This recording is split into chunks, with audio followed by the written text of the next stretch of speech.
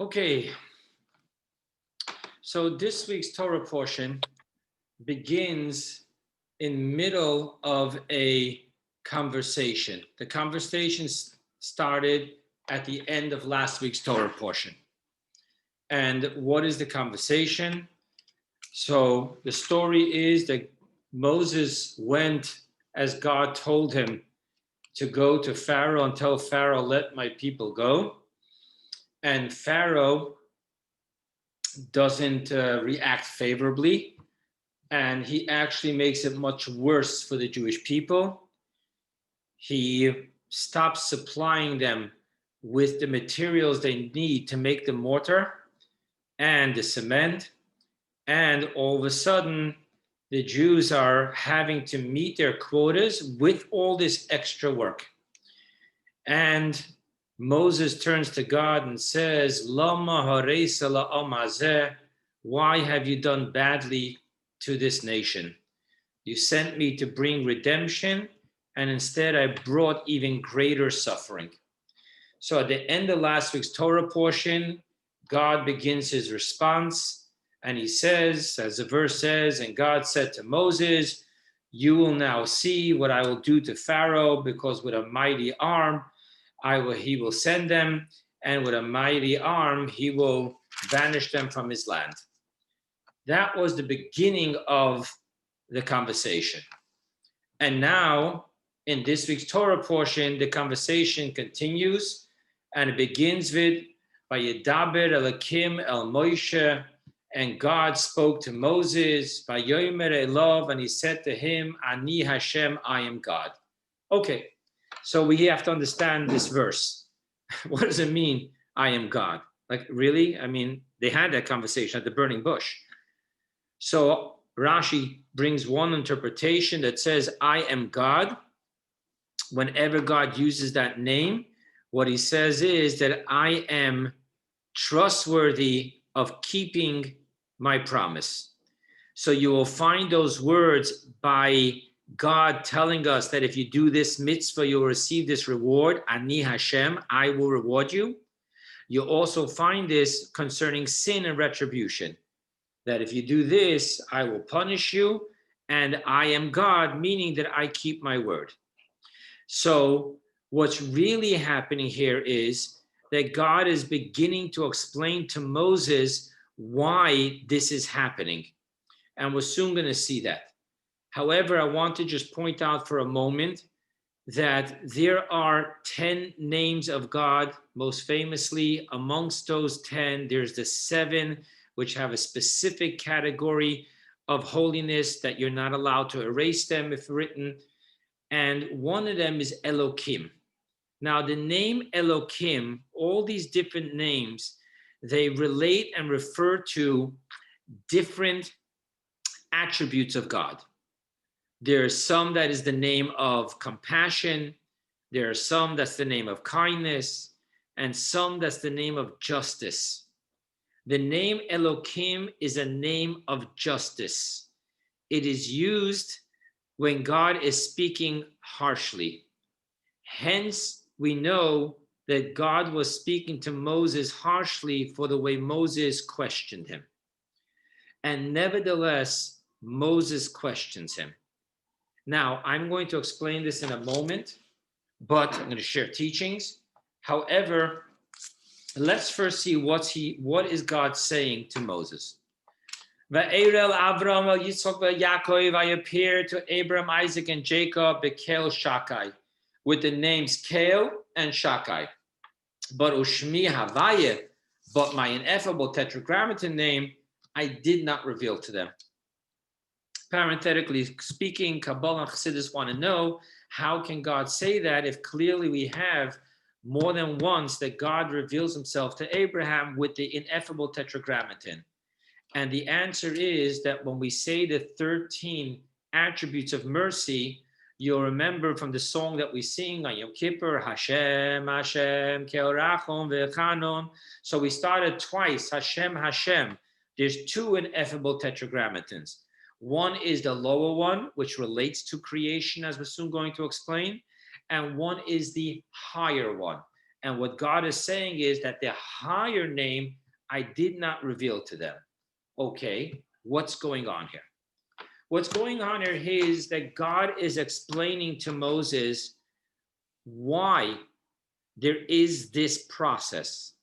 And what he's explaining to Moses is that there is going to be an unprecedented revelation and relationship that's going to now be forged between God and the Jewish people.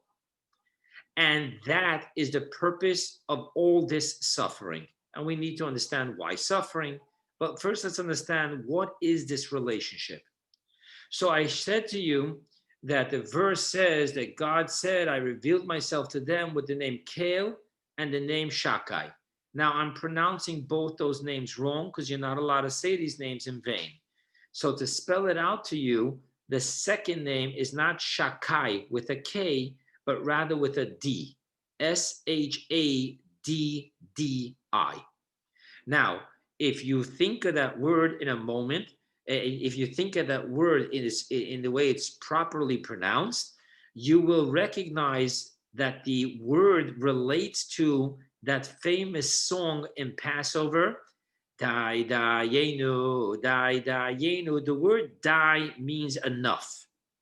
And what does this name of God, Shin Dalet Yud, the Shaddai, what does it stand for? Our sages tell us that it stands for God telling the world enough. Now, what does that mean, God told the world enough? So to understand this, we need to know that one of the hugest discussions in Kabbalah and Hasidus is how did it come to be from the infinite light a finite world? Infinite creates infinite. A piece of infinite is infinite. And for that, they explain that there is the two levels of the divine light, the infinite light as it relates to the world. One is the infinite circular light, which cannot permeate the world because the infinite circle cannot fit into the finite vessel, the finite world. So therefore, it always remains elusive, circular, and encompassing. However, then there is the finite linear light, which is able to shine into this world and be able to permeate it, each level at its own capacity. Hence, the word Shin Dalet Yud, that God is saying enough, what God is saying is he's now opening up for the finite. So now let's understand what is truly going on here in this answer from God to Moses. God is telling Moses that until now, I have only revealed and related and communicated with beings and creation through the linear, finite light. Hence, the verse tells us, Hashamayim shamayim la Hashem, the heavens are unto God. Kabbalistically speaking, that means the infinite circular light. But v'ha'aretz livnei adam, the earth was given to mankind, simply meaning that over here there was only the finite linear light. However, God is telling Moses that I am preparing the Jewish people to now enter into a communication and a relationship with me, which is beyond the finite linear light. Hence, the first three words of the Ten Commandments is Anochi, I, Havaya, ineffable tetragrammaton, Elokim, the name of nature and finite contraction and concealment. And what that means is that while the 10 utterances of creation, the divinity of Mother Nature is about the linear finite light, the 10 commandments is about the circular infinite light. I'm sorry, the 10 utterances are the finite linear light, and the 10 commandments starts with the word Anochi, I. It's the infinite circular light, and even more so, it is the source of light, and even more so, it's the essence itself. So because by studying Torah and by doing mitzvot, we are not only connecting to the finite linear light, which gives the sustenance and life to Mother Nature, but rather we're connecting with the essence of God. We're connecting to the infinite circular light. Therefore, God is telling Moses, I need to break through the coarseness and the arrogance of the separation identity of creation, so that they will be able to open up and receive the higher revelation. And now it will no more be the heavens belong to God and the earth belongs to mankind, but rather now we'll be able to fulfill the verse that the glory of God, the ineffable tetragrammaton, God himself, fills the world. Now, what does it mean that God has to first go through the suffering? We have to go through the suffering to break the arrogance in order to be prepared to be able to receive the 10 Commandments, the divinity of God himself. So to understand this, I began last week sharing with you that when Moses first comes to Pharaoh, Pharaoh says, who is Havaya, who is the ineffable tetragrammaton, that I should listen to him? I don't know him. Now, what we're really saying is, according to Kabbalah, Pharaoh is saying, I only know the finite linear light. I only know Elohim. I don't know about any ineffable tetragrammaton, infinite, circular, miracle, essence. I don't know that. I don't relate to that, and I don't want to acknowledge that. Hence, in the Haftorah of this week from the book of Ezekiel, God prophesizes and he refers to, Ezekiel prophesizes and God tells him and refers to the Pharaoh as Hatanin Hagadol, the great, some say crocodile, the great snake that roams in the forest and says, Li ye'ure va'ani assassini. It's my forest and I created myself. In other words, what Pharaoh is saying is, I only relate to the finite linear light, which allows for me to be a somebody and see myself as a power. I don't relate to the infinite circular light, which leaves me to be but naught and transparent and open and humble and self-nullification to God. Now we understand what we're about to read here in these 10 plagues. All of these 10 plagues is about breaking that arrogance, breaking that identity of self-centeredness. Yes, there is a God, but I am me. From that perspective of, yes, there is a God, but I am me, we will never be able to stand at Mount Sinai and receive the I am God, your God, meaning that I, essence, Havaya, ineffable tetragrammaton, is what truly lies hidden within Elohim, the divinity of Mother Nature. So yes, God has allowed us to be us, but it's our job to clean the mirror, turn it into a see-through glass, a magnifying glass, which allows us to see that within us is nothing more than we are a piece of God. In order for us to see that, we're going to have to first go through a crushing of the ego and the arrogance, which doesn't allow us to see that. And that's what this Torah portion and next week's Torah portion is all about. The process of the 10 plagues is all about breaking through the arrogance so that we can be humbled and open to acceptance. Now that we understand what God is telling Moses, let's go further. Then he says, go tell the Jewish people, and he says over here 4 terminologies of Exodus. Vehotzeti etchem, and I will take you out from under the oppression of Egypt. Vehitzalti etchem, and I will save you from their labor. Vegoalti eschem, and I will redeem you with an outstretched arm. Velokachti eschem, and I will take you li la'am, for me, unto a nation, and I will be your God. Now, these 4 terminologies, according to one opinion in the Jerusalem Talmud, is the source for the 4 cups of wine that we drink on Passover.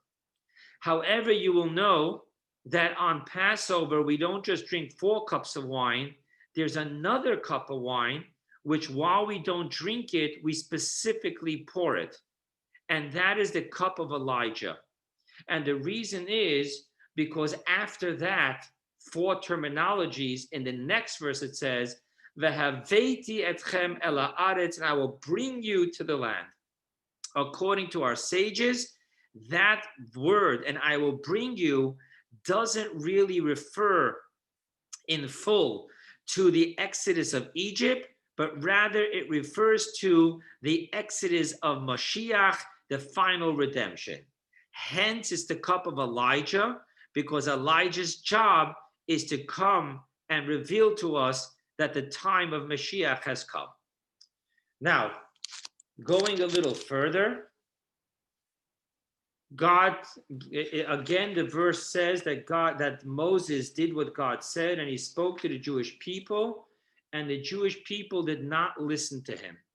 Now, the Torah says a reason why they didn't listen to him.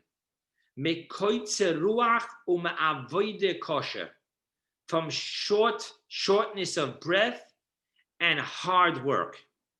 In other words, they were in a state of lower being. They were in a state of survival. They were in a state of the reptilian brain. Hence, they were not able to hear the possibility of redemption. Now, what's important for us to understand here is something that we need to learn to embrace more. And that is non-judgmental. The verse clearly states that God is not judging us for not being able to hear and believe what Moses is telling us. Rather, God is explaining to us what we're going through. Now, imagine if this would have happened in today's day and age, how many excommunications and how much gossip and how much judgmentalism there would be. How could they not believe Moses after Moses showed them that he turned the staff into a serpent and he turned his hand into leprosy and he turned water into blood? He gave signs, he told them, and God said, that's what would be going on today. The power of being able to understand the other person, not when the other person is right, but when the other person seems to be wrong, and to understand that other person, why they are the way they are. And not only for you to understand them, but to declare it the way God declared it for eternity in the Torah. That is divinity. That is spirituality. Very easy to judge others. Spirituality says, don't judge others, understand others. Let's go further. God tells Moses to go ahead and to talk to Pharaoh, go talk to the Jewish people, right? And Moses keeps on saying again, Va'ani arau sefasayim. And basically what he's saying is that I can't talk because I have arau sefasayim, sealed lips. I shared with you last week that he had a speech impediment because of a story that happened with burning hot coals when he burnt his tongue and his lip. Let's talk about this from a Kabbalistic point of view. So today we're going to get a little bit more into it. I mean, we all know the story of this week's Torah portion. Every Passover we go through it. Let's get a little deeper today. So what happens is that we know that Moshe is called Moshe because Batya, the daughter of Pharaoh, called him Moshe from the word Min Hamayim Mishisihu. From the waters have I drawn him forth. Let's get Kabbalistic. In Kabbalah, there are two, and Chassidus, of course, there are two categories of creatures. There are land creatures and there are sea creatures. The difference between the land creature and the sea creature is that even though all land creatures have come forth from the earth, as we see in Genesis, and God said, let the earth give forth. It's always about the earth giving forth. And not only that, but even after they were created from the earth, they need their sustenance from the earth. Hence, the food chain will always get down to the earth. So there's the minerals in the earth, which feeds the plant, which feeds the animal, which feeds the human. So it all boils down to the minerals in the earth. Nevertheless, the land creatures do not live within the earth. Mystically, spiritually speaking means that we do not live within the consciousness of the divinity that creates us. We live struggling with this abstract concept called God. We don't live within it, rather we live from the outside connecting to it. Not so ocean creatures. Ocean creatures live within the waters. So when God said, let the waters give forth fish, the fish remain living within the waters. So much so that there is an opinion in Jewish law. We don't follow that opinion, but there's an opinion nevertheless that says that if you're holding on to a fish tightly when you go to the mikveh, which means that the water won't be touching your hand, the fish will be touching your hand.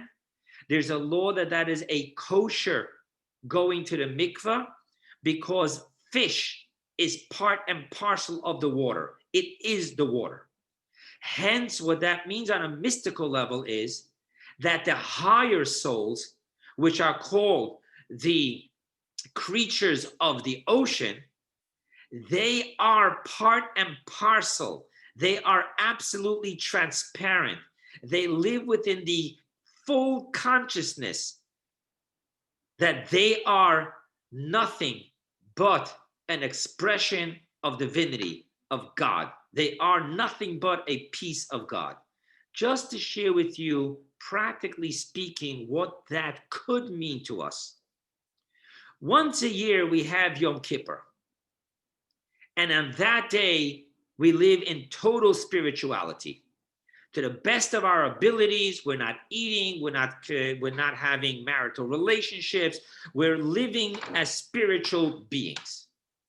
And we try to the best of our capacity not to talk during those services, to be conscious of who we're talking to be conscious of God, standing up every time the ark is open. We're trying our best to step out of self and become God conscious. That day is so difficult for us. Imagine having to live that day all year long. Now you understand a tzaddik's relationship with God. So they are sea creatures. So when we say that Moses is called Moses because from the waters has he been brought forth, what we're really saying on a mystical level is that Moses is a sea creature. Now let's go further and understand why he has sealed lips. Another way of understanding this mystical dimension between land creatures and sea creatures is that land creatures are the letters of speech of God. Speech is what you give out. The sea creatures are the letters of thoughts of God, which means it's within. Hence, for a sea creature to be able to be expressive to a land creature is a great challenge. And Moses is saying, I am sealed lips. I am a sea creature.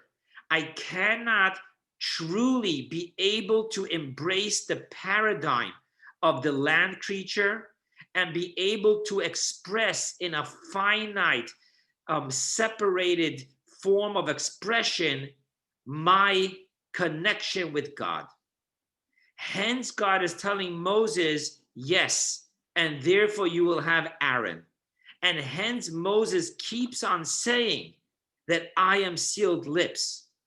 By the way, parenthetically speaking, just to appreciate this, the only time when Moses did not speak with a speech impediment is when he gave over the direct words of God.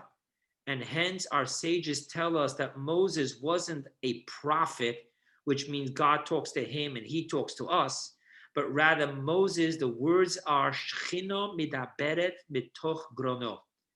God himself spoke through his voice box.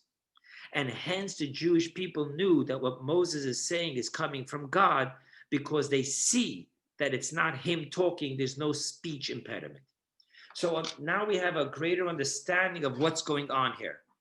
God, the divinity, is being given to Moses, the sea creature, which can totally absorb the miraculous circular infinite light. Moses is giving it to Aaron, who's the connector between the sea creature and the land creature, and hence he's able to give over the word to Pharaoh. Now, all of a sudden, the Torah comes to a short stop and starts getting into the family line. It starts with the oldest son, Reuven of Jacob, then it goes to Shimon, and then it goes to Levi. In Levi, it gets detailed down to the family of Moses and Aaron. Now, obviously, the Torah is giving us the yichus, the family tree of Moses and Aaron. But why does he start from Reuven, Shimon, and Levi? Why doesn't he go just straight to Moses and Aaron without getting into the whole family of all the families of the tribe? Rashi tells us a very beautiful insight. Rashi tells us that the reason is because at the end of Genesis, when Jacob is giving the blessings, Reuven he rebukes for moving the bed, his bed. Shimon and Levi he rebukes for their anger. Hence, the Torah is purposely going to go again into the detail of Reuven, Shimon, and Levi to let us know that even though Jacob rebuked them, nevertheless, they are from the holy 12 tribes of God.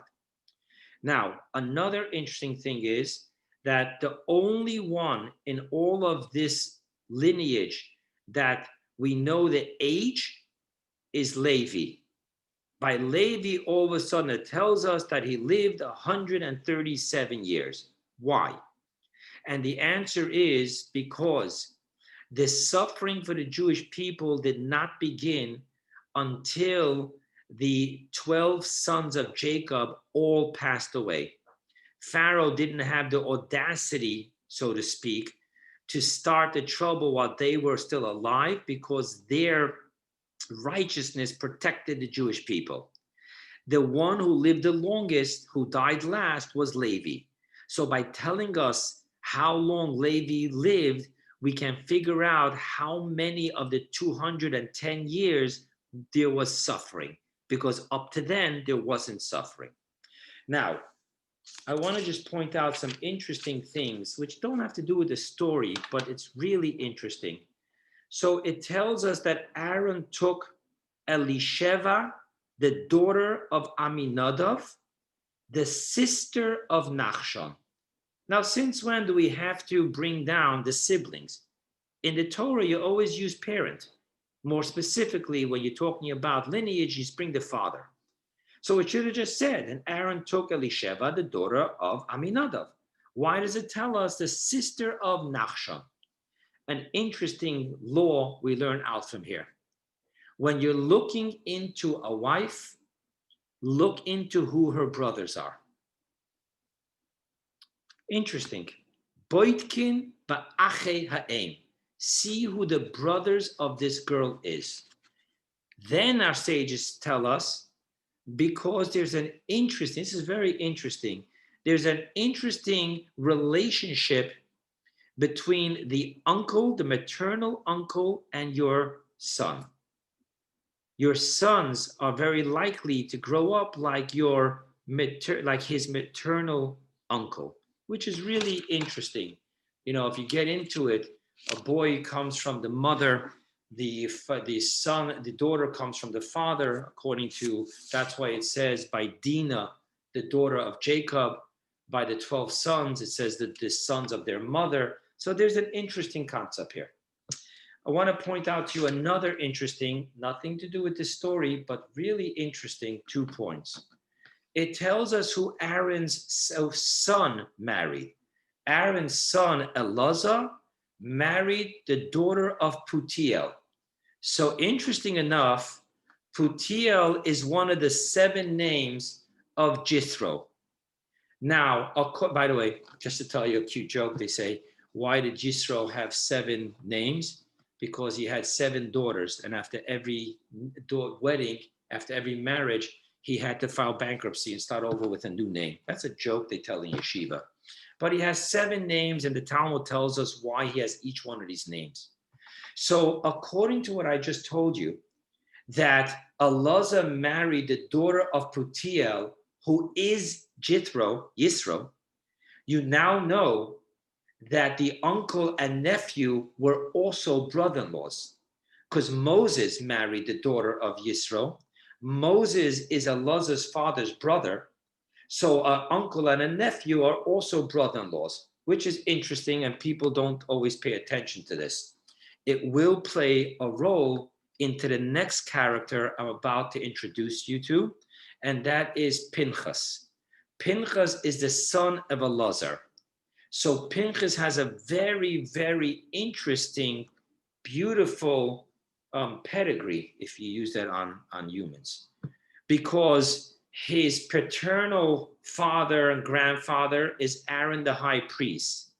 His maternal grandparents, amazingly enough, is Jisro and Joseph, which is really very interesting.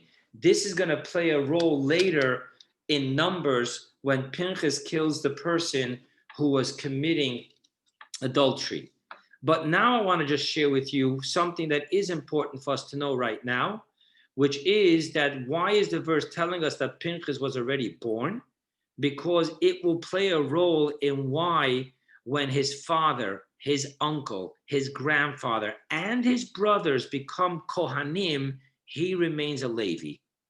Because when God tells Moses after Mount Sinai that you should make Aaron a Kohen, the word is Aaron, your brother, his sons, and his grandchildren, which will be born. So the one that was already born wasn't a Kohen. So Pinchas wasn't a Kohen until in the book of Numbers, God gifts him with making him a Kohen. Now, let's go further into the story. So Moses goes ahead and he goes to Pharaoh, and the Torah tells us the age of Moses, which is Moses was 80, Aaron was 83, when the story of the Exodus begins. Now I want to share with you another mystical insight. So we all know that there's 10 plagues. We also all know that as a introduction to the 10 plagues, a miracle takes place. Aaron throws down the staff. The staff turns into a snake, and then the sorcerers in Egypt do the same, turns into snakes. Then Aaron turns his staff back into a snake, back into a staff. The others, the sorcerers, do the same thing. And lo and behold, a miracle, Aaron's staff swallows their staffs, not as a snake, but as a staff. So we're having miracles within miracles. Now, the question in Chassidus is, why this prerequisite? You're about to do 10 plagues. Why do we have to have this miracle of the staff? And here is an unbelievable mystical insight of the Alter Rebbe, the founder of Chabad Lubavitch. He explains like this. What Moses and Aaron were telling Pharaoh is, as we mentioned before from Ezekiel, yes, you are the serpent, the Tanin Hagadol, the ultimate arrogance. And as we know, the serpent is the symbol of sin from the first sin. Hence, we know that Pharaoh is really the depths of impurity, contamination, separation, arrogance, ego, and yada, yada. What Moses is showing Pharaoh is something amazing. You should know that the serpent comes from the staff. Now, what does this mean? So, number one, according to Kabbalah, the staff was a piece of was from the tree of life, the ultimate holiness and purity. Another teaching in the mystical teachings is that the word mate also means to incline, to draw out. Also, the word mate is also called a shevet, and shevet also means to shoot forth, like the kochav, the sharbit kochava, which means a shooting star. Hence, the mystical interpretation of the staff is that it is a ray of light of holiness and purity. By showing Pharaoh that the staff turns into a serpent and the serpent turns back into a staff, is letting Pharaoh know that there is only the oneness of God. Because even evil creations and evil existence, ultimately speaking, it comes from a holy source, because God is everything and everything is God. Hence, they're telling Pharaoh, we know that you think that you are the ultimate in purity, but you should know that really you come from holiness through contractions and separations and everything, but you come from the staff. You come from the tree of life. You have evolved into the impure snake. And then Moses and Aaron shows Pharaoh that what's going to take place now through these 10 plagues is that you will turn back into a staff and be once again reconnected to divinity. Hence, when it comes to the splitting of the sea and everyone died, and the verse says, "V'lo nishar ad echad mehem," there did not remain until one. And our sages say that the until one means that there did remain one. Pharaoh made it out alive.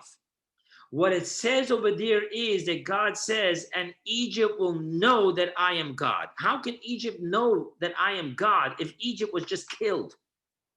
So the answer is that what God is saying, that ultimately I will break the arrogance of the staff, of the snake. It will reunite with the staff. And hence Pharaoh makes it out alive. And I want to just tell you that according to our sages, the story of Jonah that we read on Yom Kippur, that the king of Nineveh commanded everyone to do teshuvah when he heard the prophecy that God is upset. According to our sages, the king of Nineveh is this Pharaoh.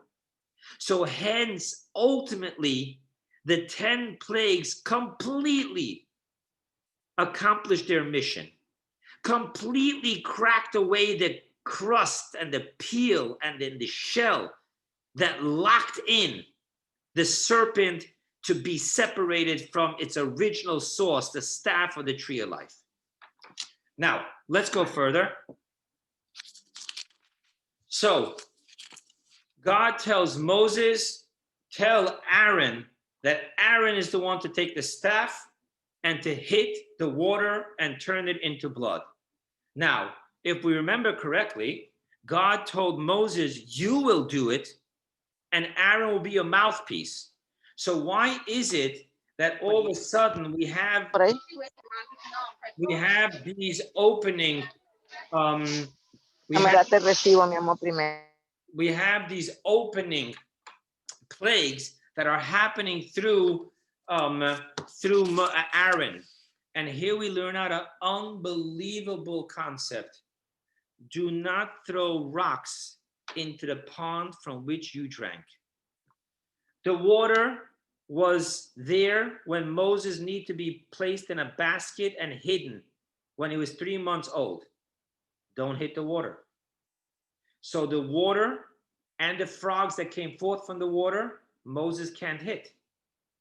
The third plague, which is the lice from the earth was there when Moses had to hide the Egyptian body that he killed, who was hitting and torturing the Jew.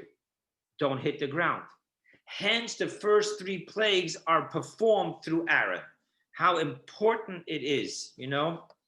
I want to share with you a quick story. Timing is running here, but we all know the Passover story. So let's get to the deeper stuff. I want to share with you a very interesting story. The 4th Lubavitcher Rebbe, whose name was Rabbi Shmuel of Lubavitch, he did someone a favor. And the person asked him, Rebbe, what can I pay you back for the favor you did for me? And the Rebbe Marash answered something so peculiar. He said, don't do anything for me, just don't hurt me for the favor that I did you. What is that supposed to mean? So I heard an interpretation from a chassid, really beautiful. He told me what chassidim used to say. He said what the Rebbe Marash was telling this person is that you're going to be humbled that I saved you. So you're going to have to find a way not to acknowledge that I saved you. So what are you going to do? You're going to say, he did it for me. He did it for himself. I happen to benefit. But really, it wasn't for me. He was doing it for his own selfish reasons. Okay, that'll keep you comfortable for a while.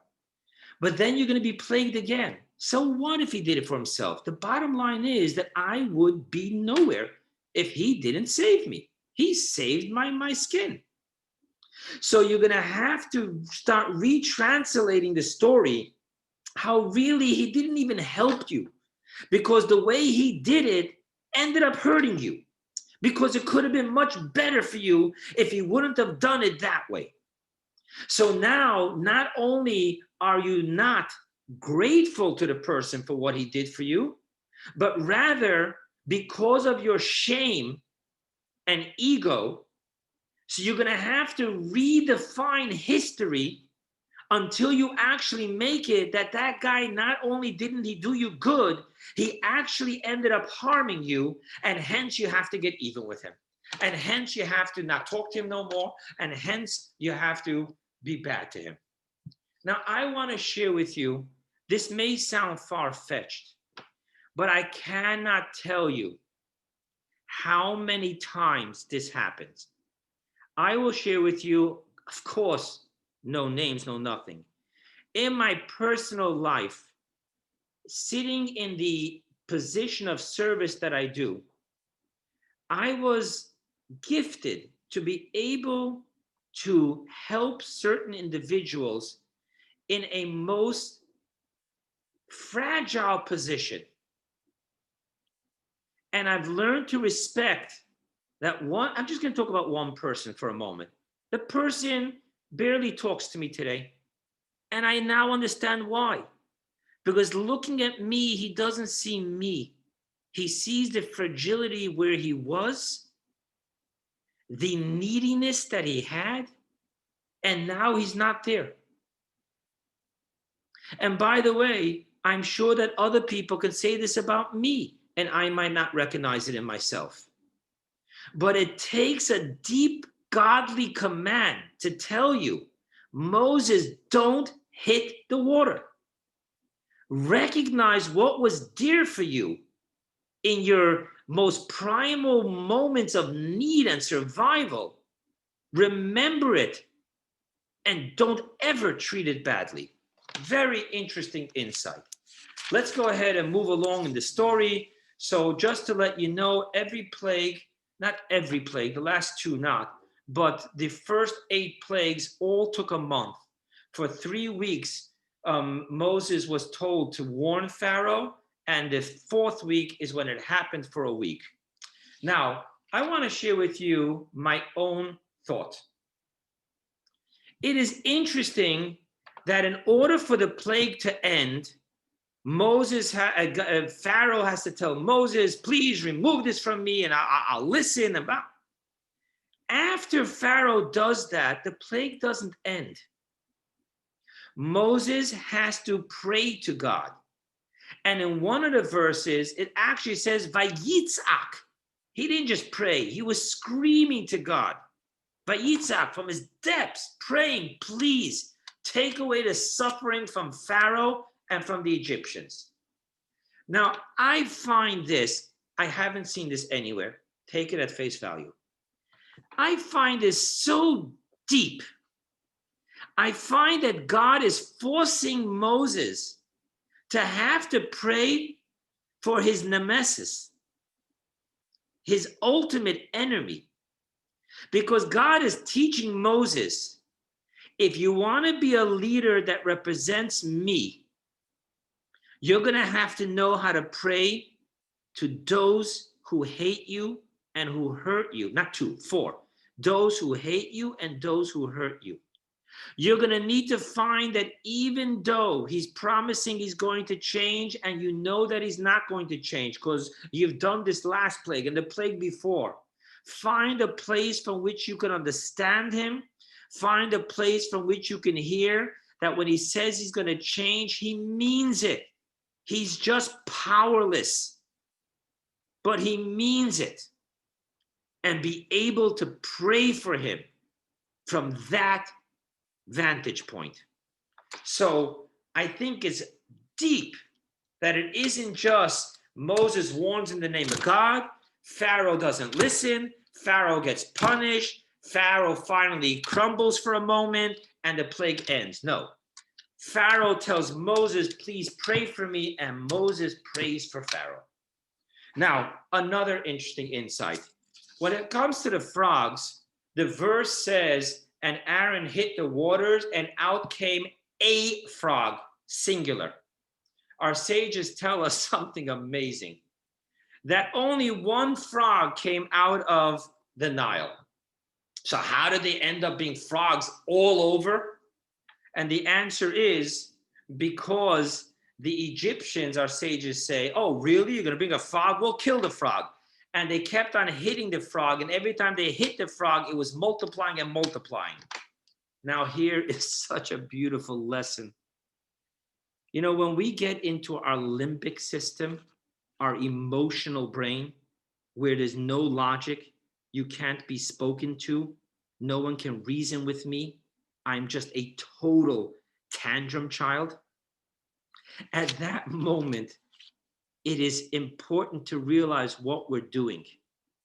Fool, stop hitting the frog. The frog is not multiplying on its own. But we're so blinded in a rage. How many of us spend tens of thousands of dollars in court in order to just prove a point? Because what you're going to get back is only a verdict, which the guy can't afford to ever pay anyway. And the amount of money you're spending on this is far beyond tenfold of what you're trying to get. But it's a rage. We can't stop hitting that frog. Interesting lesson. Now, I want to share with you another teaching. It says that the frog jumped into the ovens. They literally were on a suicide mission, just because God said that the frogs will be everywhere. So there's a question asked. We are taught that the law is that if we have non-kosher meat, we should feed it to the dogs. You can't eat it, feed it to the dogs. Why feed it to the dog? Because the dog deserves a reward. What is the reward it deserves? Because when the Jews left Egypt, it says, "Lo yechratz kelev l'shoinai." None of the dogs were growling. Therefore, reward them. So this person gave me a beautiful Dvar Torah. He says, whoa, whoa, whoa. The frogs jumped into the oven. Don't give them no reward. Don't feed them. The dogs, they just didn't growl. And for generations and generations and generations, feed them. Why? And the answer he gave me was beautiful. He says, from here you see that it's easier to jump into an oven than to keep your mouth shut. I cannot tell you how deep this answer is. Let's go further. So when it comes to the lice, all of a sudden the sorcerers say, Pharaoh, this isn't sorcery. This is the finger of God. Now, to understand this, we need to understand what sorcery is. Sorcery truly exists. It's not today's type of magic. It's real. It's not sleight of the hand. There is sorcery. It did exist, and in some places, there are still instances where it exists. Now, the way sorcery works is because the people, the sorcerers, are communicating with spirits and with demons. So these are true existences, because in Genesis we're taught that on Monday, some say but my opinion says Monday God created the demons and the evil spirits, because that was the day of separation. Remember, he separated the waters. Either way, others say Thursday, but either way, what we're taught is very interesting, that sorcery, these spirits cannot have any effect on any creature that is smaller than the size of a barley. Hence, when they saw lice, they realized this isn't sorcery. It's impossible for this to be sorcery. This can only be the finger of God. And yet Pharaoh remains hard. Now, at the point of the wild beasts, we now see after that Pharaoh is starting to have a serious crack in his arrogance, and he's starting to negotiate with Moses.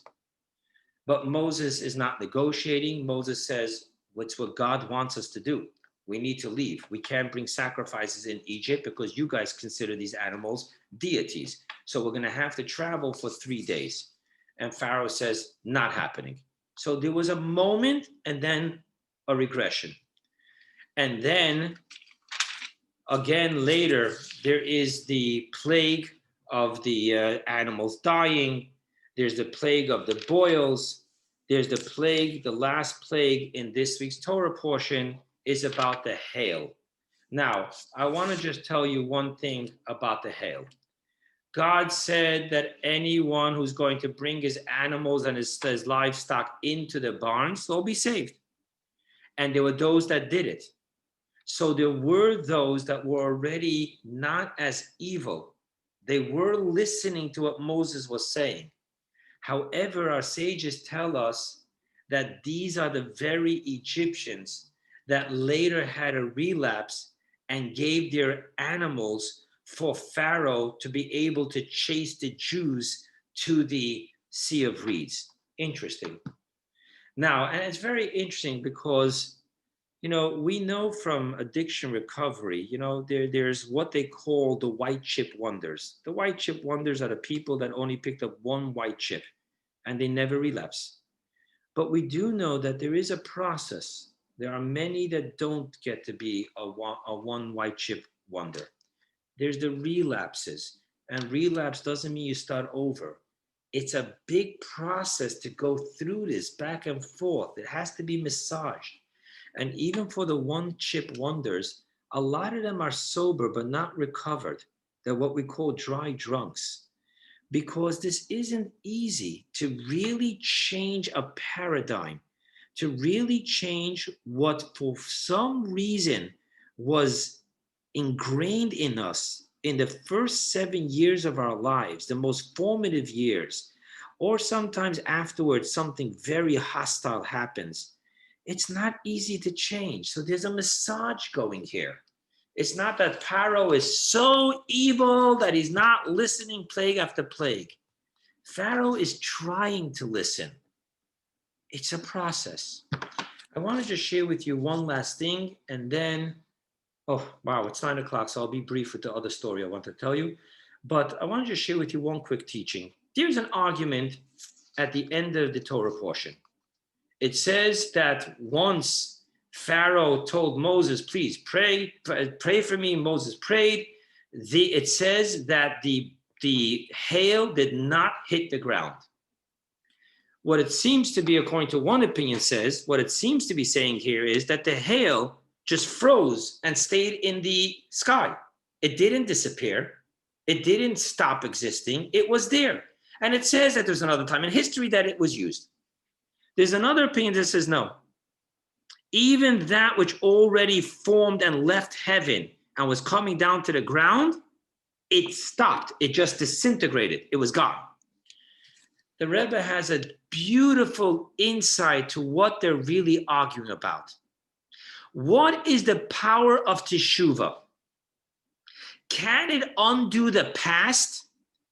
In other words, the hail that already left heaven, can it undo that? Or can it only stop for the present and the future? A very deep insight into what the power of teshuvah is, as God gave it to the nations of the world. And with this, let's wrap up. It's 9 o'clock. I told you in the text message that we're going to talk about, can we see God? So I want to share with you a very interesting story. In the year 5666, we're now in 5771. This was in the year 5666.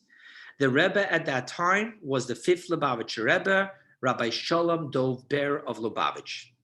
Now, there are two series of teachings that the fifth Lubavitcher Rebbe gave that is known to be the hardest series. One is called 66 because it started on Rosh Hashanah 66 and it lasted for 2.5 years. Every Shabbos that he was local in Lubavitch with the yeshiva, he kept on building that series. Every single Shabbos, about an hour and a half discourse, Shabbos after Shabbos, building and building and building. The second one, by the way, is the year 5672. That started on Shavuos and went for 5.5 years. Now, going to the 66 story. The fifth Lubavitcher Rebbe at that time was joined in a group of other great Rebbes and leaders that were dealing with the government's decrees against the Jews. And one of these Rebbes needed the fifth Lubavitcher Rebbe's advice on how to deal with a certain issue.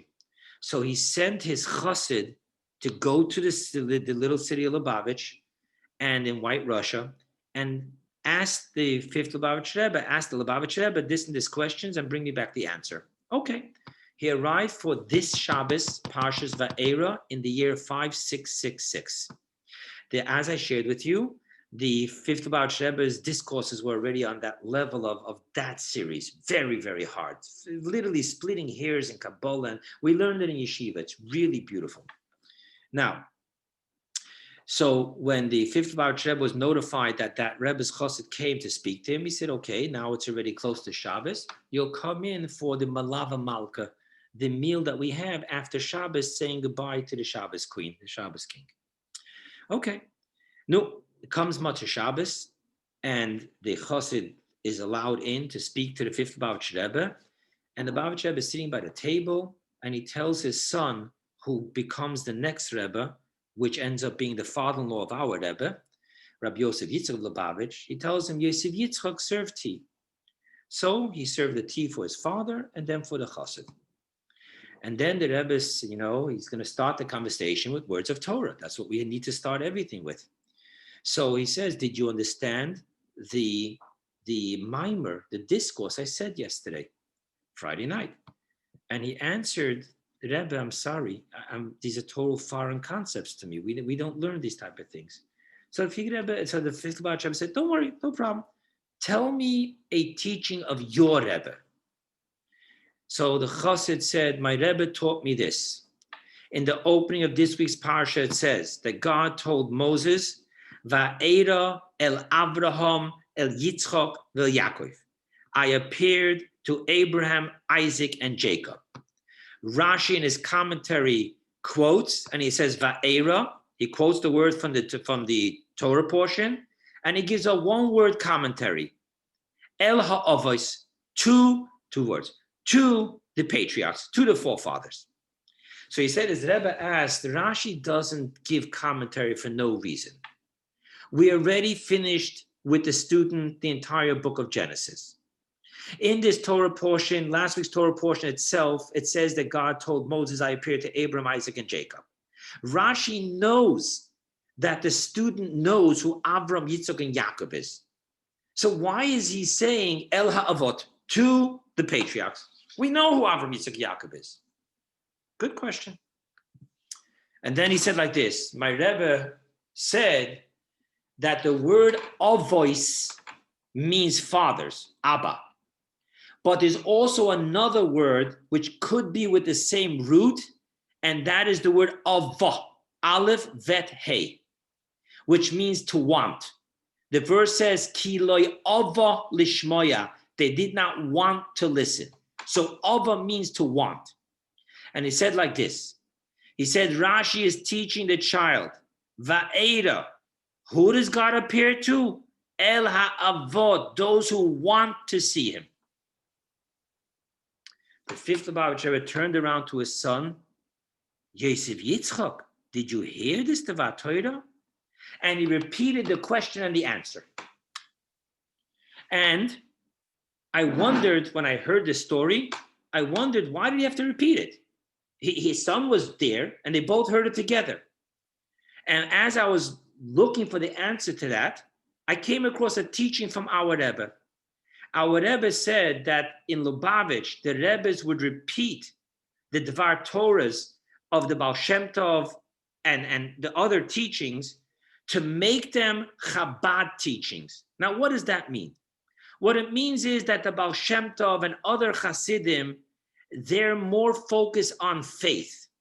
Their acceptance of the teachers of the teachings of their Rebbes is of faith absorbance. In Chabad, the Rebbes tell us, yes, have faith, but now work your faith intellectually, build, digest, understand. Hence, the fifth Lubavitcher Rebbe didn't want his son Yosef Yitzchak to receive this just as an abstract faith. He wanted his son Yosef Yitzchak to digest it, make it Chabad, wisdom, understanding, knowledge. Understand this in a practical, digestible way, not a belief. Oh, if you want to see God, you'll see God. You know those sayings, ask and it shall be given. No, work it, understand it, understand the process so that it becomes so real for you. And hence, we need to understand this. It sounds like such a beautiful, new wave, lovey-dovey. God appears to those who want to see him. Oh, you don't see God? It's because you don't really want. No. Let's be practical. God is communicating with us day in and day out, hour by hour. And we walk around complaining, how come God isn't giving me guidance? And the answer is because we refuse to see that coincidences is God's way of staying anonymous. There is no such thing as a coincidence. Everything you hear, everything you see, every person you meet, every single time that you arrive, whether you thought it was late or you thought it was on time or why or this, the wrong turns that we make in life. Every single one of them is a communication from God. But if you want, you can call it a coincidence. Thank you. Rabino, beautiful.